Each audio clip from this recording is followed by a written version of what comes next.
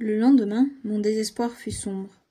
Edmé fut de glace, monsieur de la Marche ne vint pas. Je crus m'apercevoir que l'abbé allait chez lui et entretenait Edmé du résultat de leur conférence. Ils furent, du reste, parfaitement calmes, et je dévorai mon inquiétude en silence. Je ne pus être seul un instant avec Edmé. Le soir, je me rendis à pied chez monsieur de la Marche. Je ne sais pas ce que je voulais lui dire, j'étais dans un état d'exaspération qui me poussait à agir sans but et sans plan. J'appris qu'il avait quitté Paris. Je rentrai. Je trouvai mon oncle fort triste.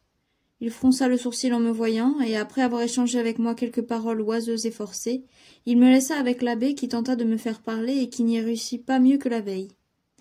Je cherchai pendant plusieurs jours l'occasion de parler à Edmé. Elle sut l'éviter constamment. On faisait les apprêts du départ pour Sainte-Sévère. Elle ne montrait ni tristesse ni gaieté. Je me résolus à glisser dans les feuillets de son livre 2 lignes pour lui demander un entretien. Je reçus la réponse suivante au bout de 5 minutes. Un entretien ne mènerait à rien. Vous persistez dans votre indélicatesse. Moi, je persévérerai dans ma loyauté. Une conscience droite ne sait pas se dégager. J'ai juré de n'être jamais à un autre qu'à vous. Je ne me marierai pas, mais je n'ai pas juré d'être à vous en dépit de tout. Si vous continuez à être indigne de mon estime, je saurai rester libre. Mon pauvre père décline vers la tombe. Un couvent sera mon asile quand le seul lien qui m'attache à la société sera rompu. Ainsi j'avais rempli les conditions imposées par Edmé, et pour toute récompense, elle me prescrivait de les rompre. Je me trouvais au même point que le jour de son entretien avec l'abbé. Je passai le reste de la journée enfermé dans ma chambre. Toute la nuit je marchais avec agitation, je n'essayais pas de dormir. Je ne vous dirai pas quelles furent mes réflexions, elles ne furent pas indignes d'un honnête homme. Au point du jour, j'étais chez Lafayette. Il me procura les papiers nécessaires pour sortir de France. Il me dit d'aller l'attendre en Espagne, où il devait s'embarquer pour les États-Unis. Je rentrai à l'hôtel pour prendre les effets et l'argent indispensables aux plus modestes voyageurs. Je laissai un mot pour mon oncle, afin qu'il ne s'inquiétât pas de mon absence, que je promettais de lui expliquer avant peu dans une longue lettre. Je le suppliai de ne pas me juger jusque-là, et de croire que ses bontés ne sortiraient jamais de mon cœur. Je partis avant que personne fût levé dans la maison. Je craignais que ma résolution ne m'abandonnât au moindre signe d'amitié, et je sentais que j'avais abusé d'une affection trop généreuse. Je ne pus passer devant l'appartement d'Edmé sans coller mes lèvres sur la serrure, puis, cachant ma tête dans mes mains, je me mis à courir comme un fou. Je ne m'arrêtai guère que dans l'autre côté des Pyrénées. Là, je pris un peu de repos, et j'écrivis à Edmé qu'elle était libre, et que je ne contrarierais aucune de ses résolutions, mais qu'il m'était impossible d'être témoin du triomphe de mon rival. J'avais l'intime persuasion qu'elle l'aimait. J'étais résolu à étouffer mon amour, je promettais plus que je ne pouvais tenir, mais les premiers effets de l'orgueil blessé me donnaient confiance en moi-même.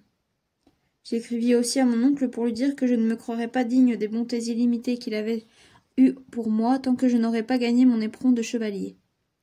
Je l'entretenais de mes espérances de gloire et de fortune guerrière avec toute la naïveté de mon orgueil.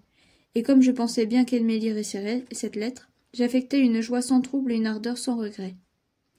Je ne savais pas si mon oncle avait connaissance des vrais motifs de mon départ, mais ma fierté ne put se soumettre à les lui avouer. Il en fut de même à l'égard de l'abbé, auquel j'écrivis d'ailleurs une lettre pleine de reconnaissance et d'affection. Je terminai en suppliant mon oncle de ne faire aucune dépense à mon intention au triste donjon de la Roche-Mauprat, assurant que je ne pourrais jamais me résoudre à l'habiter, et de considérer le fief racheté par lui comme la propriété de sa fille. Je lui demandai seulement de vouloir bien m'avancer 2 ou 3 années de revenus de ma part, afin que je puisse faire les frais de mon équipement, et de ne pas me rendre onéreux pour le noble Lafayette, mon dévouement à la cause américaine. On fut content de ma conduite et de mes lettres. Arrivé sur les côtes d'Espagne, je reçus de mon oncle une lettre, pleine d'encouragement et de doux reproches sur mon brusque départ. Il me donnait sa bénédiction paternelle, déclarait sur son honneur que le fief de la Roche-Mauprat ne serait jamais repris par Edmé, et m'envoyait une somme considérable sans toucher à mon futur revenu.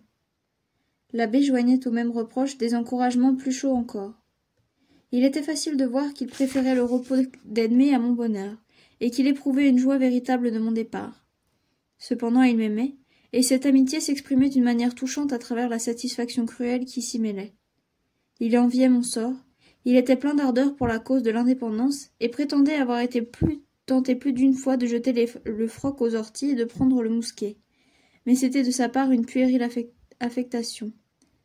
Son naturel doux et timide resta toujours prêtre sous le manteau de la philosophie.